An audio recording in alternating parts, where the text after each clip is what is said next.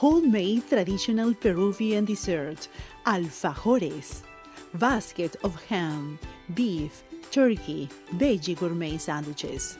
Call Giveaways Catering, phone number 778-245-3007. I wanted to move to a place or a country where didn't matter the age that I have or how old I was in order for me to be a successful individual. So getting rejected for a job the first time isn't always the end of the story. And with some good follow-up, you know, there may be another chapter where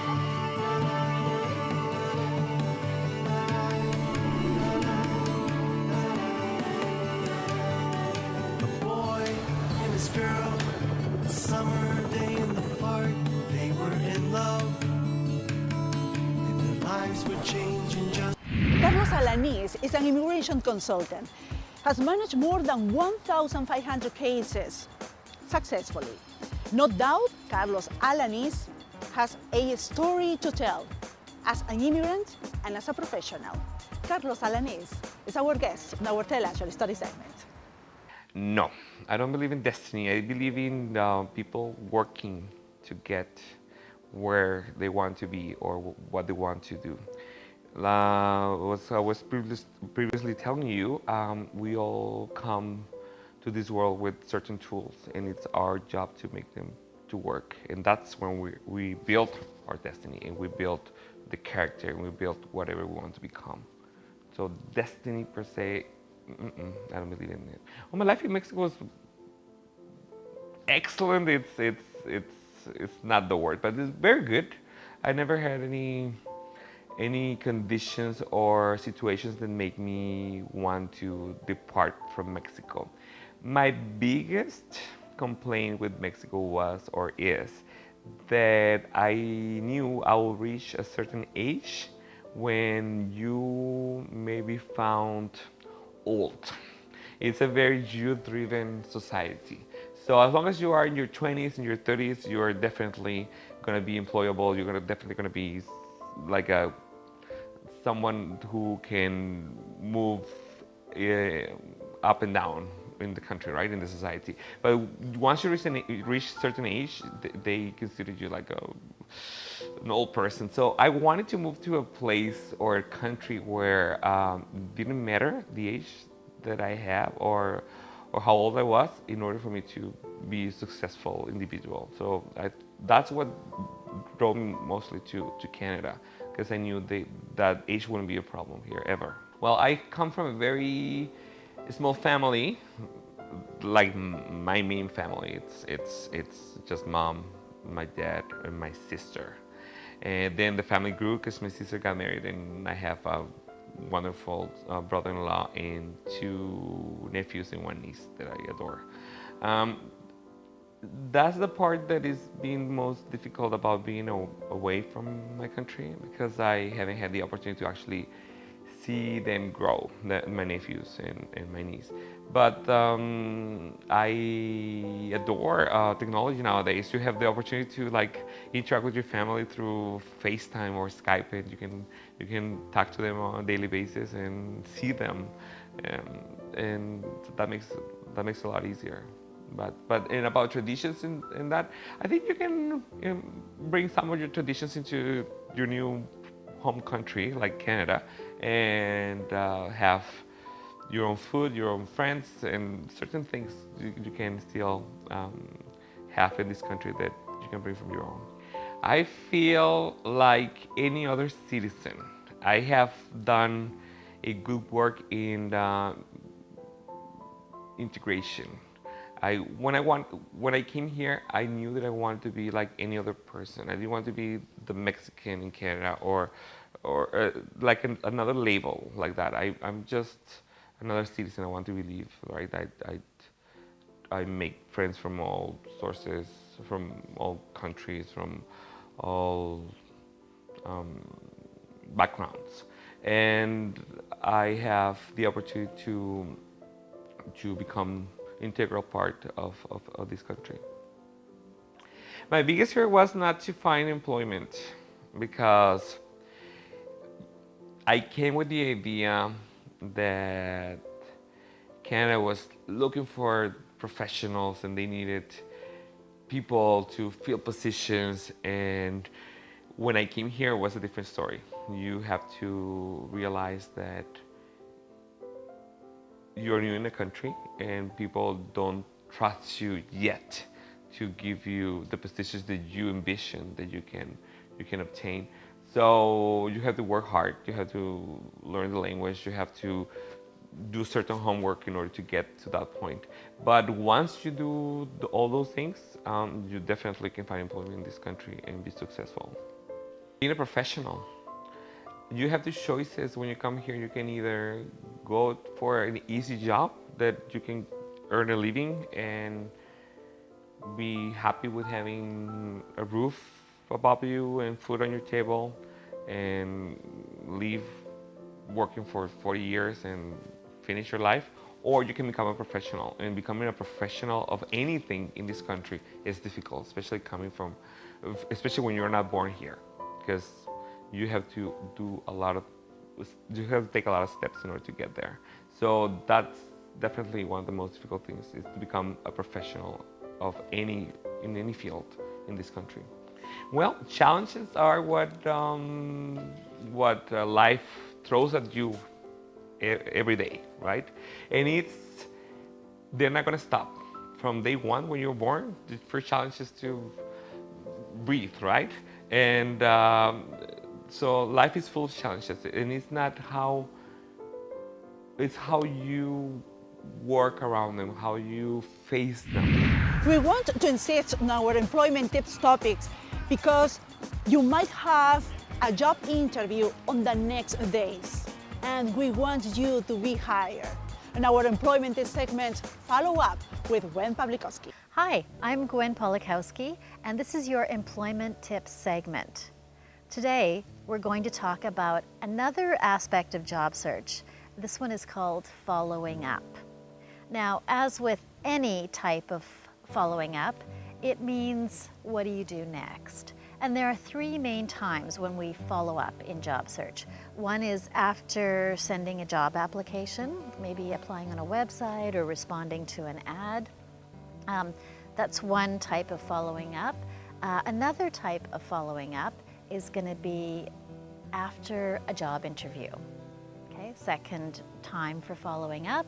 And then the third time or third type of following up is going to be after you've heard some bad news about your job interview, that you haven't received the job. So that's the third time for following up. So let's talk about those three times. Let's start with number one. So you've applied for a job and you've sent your resume by email, or you've applied on the organization's website, and you want to make sure that they've received your documents. So if you apply on LinkedIn, it's super easy. You can often contact the job poster and just check, did you get my application? And that's a really great thing to do that shows your interest and enthusiasm in the company.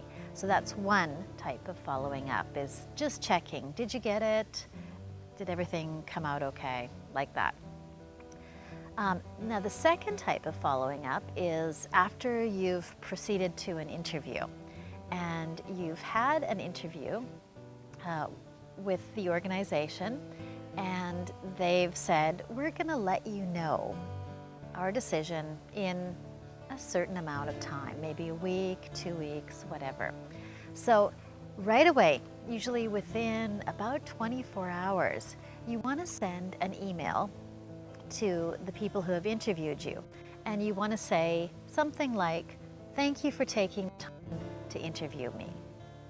And you want to kind of restate your interest in the position. So thank you for taking the time to interview me, and I really enjoyed our conversation, or it was interesting to answer your questions. I just want to let you know I'm still really enthusiastic about this job, and I look forward to hearing from you. And if you need any more information from me, let me know and I'd be happy to send it. So that's a great kind of of follow-up to happen after your interview, because it, again, shows your enthusiasm, checks if the interviewers need any more details about you, maybe references, something like that, and keeps you kind of in the forefront of the competition. Now, it doesn't always work out that you get the job that you want, even if you do follow up. So there are times where you're not going to get the job, and let's face it, that happens to most people in a job competition. Usually only one person gets hired and the rest of us don't. So it's still good policy and it's still a good practice in your entire career management to follow up after that rejection and kind of show that you're a good sport. So you want to follow up and you want to say something, again, like, thank you for letting me know. I'm sorry to hear that, you know, I wasn't hired for the position this time, but just want to say I appreciated learning about the organization, and I'm going to keep in touch, and I'm going to, you know, see if something comes up in the future. Or you know, just letting them know that you're feeling okay about it and that you're kind of a good sport, right? Following up like this often leads to really good results. I've heard many stories where people have done this, and the actual person who's hired doesn't work out or doesn't accept the job, or something happens in a short while, and the employer goes, oh, I need to hire someone, you know. But if it's just a short time, they're probably not going to go out and interview a lot of people again. They might just look at some of the other applicants that they interviewed for that job. And if you're kind of in the forefront of their mind, if you've sent these nice follow-up emails, then they're going to think about you as maybe a person that they should have hired in the first place and didn't, but now can try with again. So getting rejected for a job the first time isn't always the end of the story. And with some good follow-up, you know, there may be another chapter where you get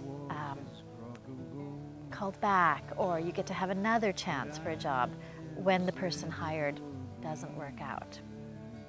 So those are 3 ways that you can follow up, or 3 times that you can follow up: by sending email, or if you feel really brave and comfortable on the phone, you can phone and do this, although most people kind of prefer doing this in email.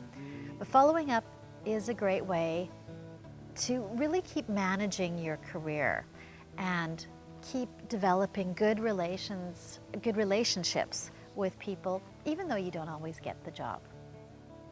So this has been your Employment Tips segment. I'm Gwen Polakowski. Thanks very much for watching, and see you next time. I enjoy reading a book under the sun. What about you? Well, I suggest you to read this book, The Diary of a Young Girl, Anne Frank. It's an amazing story, but also actually it's a very, very sad story, because Anne Frank and her family were hidden in an attic in Amsterdam from the Nazis for 2 years. And at that moment, she wrote this diary when she was a teenager. I love you, Anne Frank. And now Your Country, My Country segment, Amsterdam and the Netherlands.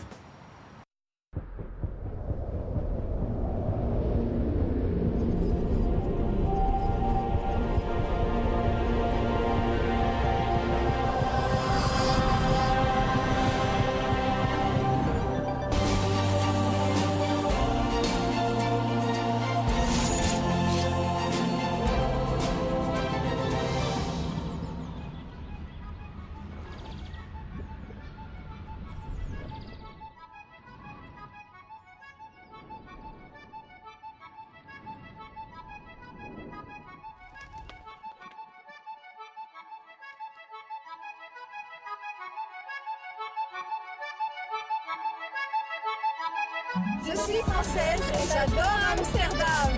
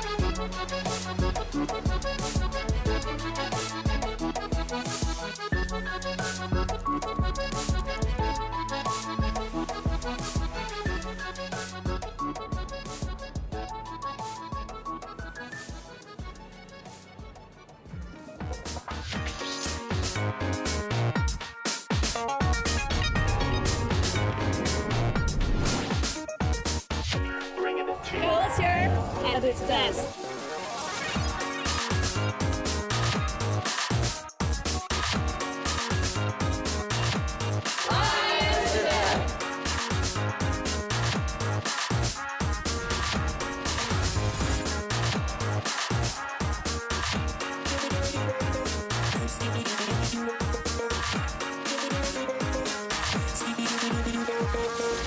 Bringing it to you live, new and exclusive.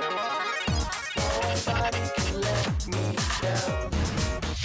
Nobody can let me down. Nobody can let me down. Nobody can let me down.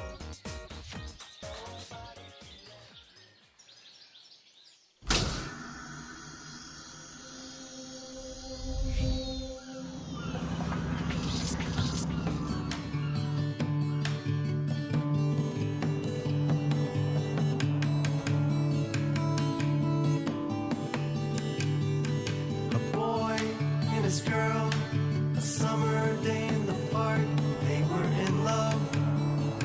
Life would change in just a minute. Got down on his knees and asked her, marry me. She smiled and said yes. Now they're living their lives happily ever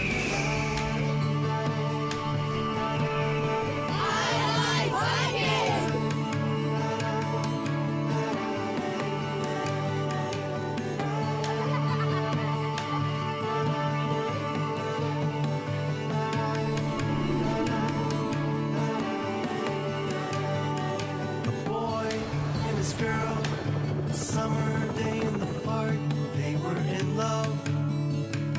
And their lives would change in just a minute. Got down on his knees and asked her, marry me. She smiled and said yes.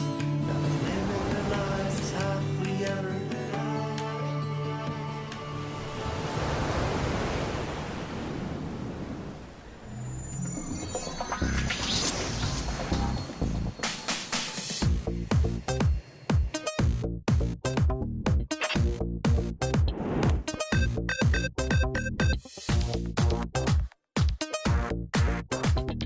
Hi, Amsterdam.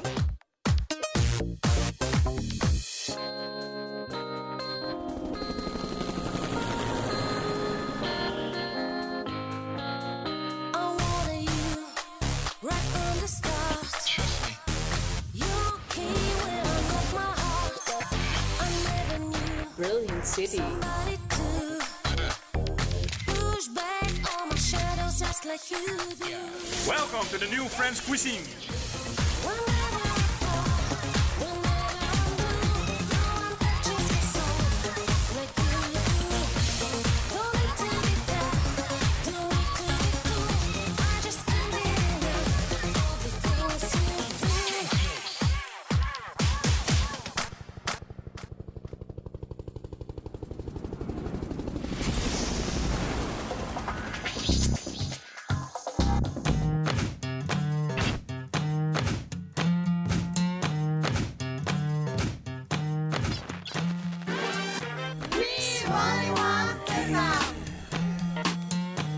Smoky in here, smoky, smoky Hi, in Amsterdam.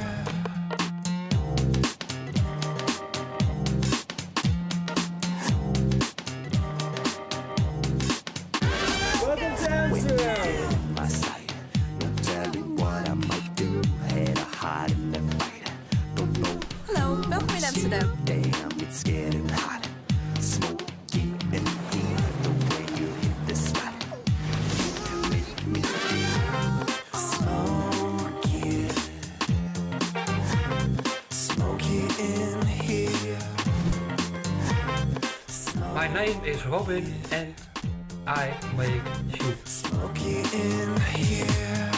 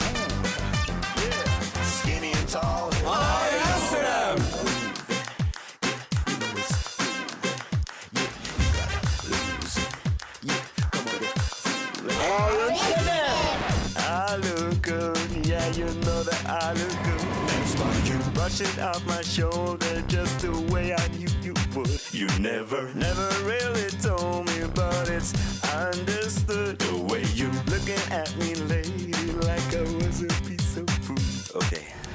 Give me a choice and I will always cheat on me. Why take the high road when the girls are on the street?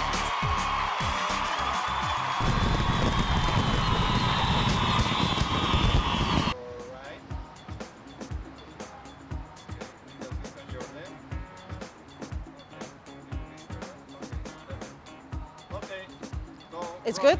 It's good this angle? Okay. It's our behind the scenes. Next. Tendría que integrar, tener amigos de todas, es un país multicultural, tener amigos de todas nacionalidades y de todos de todos los extractos posibles, porque de otra manera no se integra la gente, participar en comunidades, en actividades comunitarias, en eventos, en voluntariados, en tantas cosas que hacen en esta ciudad y la gente dice, ay, es que es muy aburrido. No, ¿por qué?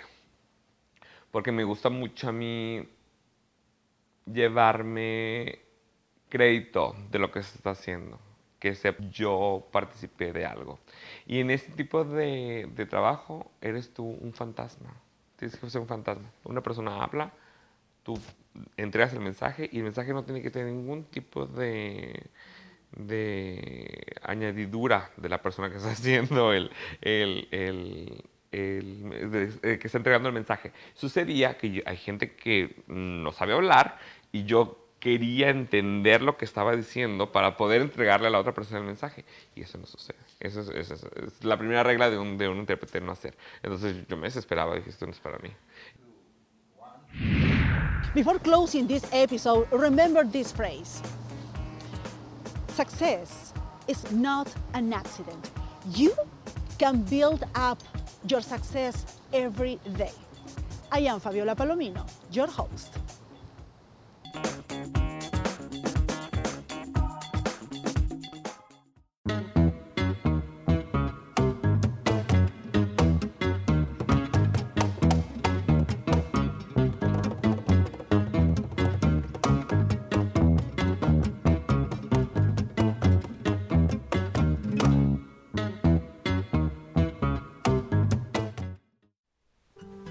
Nora Valdés te ofrece orientación y la información que necesitas para iniciar tu nueva vida aquí en Canadá. Para mayor información llame al teléfono 604-351-0625. Problemas de relaciones interpersonales, separación, divorcio, problemas con niños, adolescentes y adultos. Soy la doctora Yolanda Montoya, soy Clinical Counselor y mi teléfono es el 604-861-1071. Mi definición a ese respecto es, tú tienes una serie de herramientas, cada persona tiene una serie de herramientas, y tú labras el destino con esas herramientas. Es imposible pedirle a alguien que vive en una villa en África que sea un potentado en Canadá. Para que llegara a ese nivel, a ese destino, esa persona no tiene esas herramientas. Pero la gente con ciertas herramientas puede decir que llegar a un destino lógico o un destino natural, ¿no? Eso es como yo veo las cosas con el destino. Mi destino, qué difícil pregunta esa, Fabiola, porque no, el destino me suena final. Yo siento como que todavía es un trayecto, como que apenas vamos en el,